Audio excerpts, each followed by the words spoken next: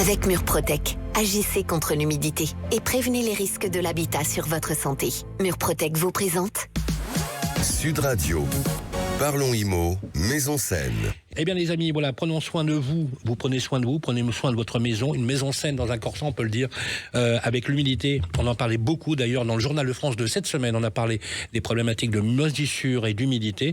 C'est notre chronique Maison Saine, comme chaque semaine avec vous Grégoire. Et bonjour à toutes et à tous, bienvenue dans votre chronique Maison Saine. Aujourd'hui on s'attaque à un ennemi silencieux, discret mais redoutable pour votre logement. Je veux bien sûr parler de l'humidité qui ne fait pas que tacher les murs et embuer les fenêtres. Il peut littéralement ronger votre maison de l'intérieur. Alors pour en parler, je reçois Sullivan Pernet qui est directeur commercial de Murprotec.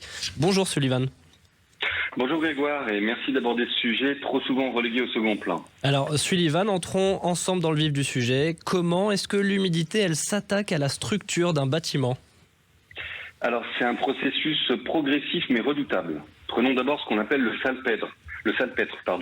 C'est cette poudre blanche qui apparaît sur les surfaces des murs, notamment dans les caves ou au rez-de-chaussée.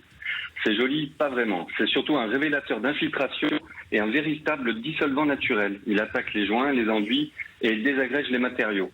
À long terme, les murs se fragilisent, la peinture cloque, les briques se délitent et on n'est plus dans l'esthétique là. On parle de la stabilité du bâti. Alors en fait, si je vous comprends bien, c'est que le début. Exactement. L'humidité, c'est un peu comme la rouille sur une voiture. Ça commence petit à petit, puis ça s'étend. Et là, on arrive à un autre phénomène très sérieux, c'est la corrosion des éléments métalliques. Je pense aux poutres métalliques, aux armatures dans le béton, ou même aux simples fixations. Quand ces éléments sont exposés à l'humidité en continu, ils rouillent, ils gonflent, ils perdent leur résistance. Dans les constructions anciennes ou les maisons avec sous-sol mal protégé, ça peut aller jusqu'à des affaissements des locaux. Du coup, cette humidité, elle se diffuse dans l'ensemble de la maison ? Alors oui, il faut comprendre en fait que l'humidité, elle circule. Elle monte par capillarité, elle se déplace dans l'air, elle pénètre les matériaux poreux et ça nous amène à un autre risque souvent ignoré, c'est l'électricité. L'humidité, elle altère les isolants électriques, elle crée des micro-fuites de courant et dans certains cas, elle peut provoquer des courts-circuits ou des chocs électriques, notamment quand les murs sont traversés par des gaines mal protégées. Et oui, et on voit bien que ça touche à la sécurité et pas seulement au confort. Alors tout à fait. Et c'est pour cela que c'est jamais une bonne idée de laisser traîner un problème d'humidité. Repeindre un mur humide, c'est comme un pansement sur une infection, ça masque mais ça soigne pas. Et justement, que faire si on soupçonne ce type de problème chez soi ? À quoi doit-on être attentif ?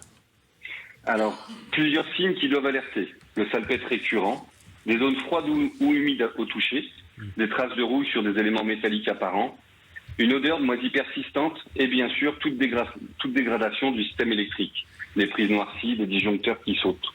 Face à ça, il ne faut pas essayer de bricoler soi-même. Il faut faire appel à un professionnel capable d'évaluer l'origine. Est-ce que c'est une remontée capillaire, une infiltration latérale ou un défaut de ventilation ? Ensuite, on adapte le traitement. Et le bon réflexe, Sullivan, c'est d'agir tôt, avant que les dégâts soient trop avancés ? Exactement, parce que plus on attend, plus les dégâts sont profonds, coûtent à réparer et risqués pour les occupants. L'humidité, c'est un peu comme un cancer du bâtiment. Invisible au début, destructeur à la fin. Merci beaucoup Sullivan Pernet pour cette mise en garde claire et utile. Et à vous qui nous écoutez, si vous avez un doute, surtout un doute, vous le faites vérifier tout de suite. Une maison saine, c'est d'abord une maison protégée de l'humidité.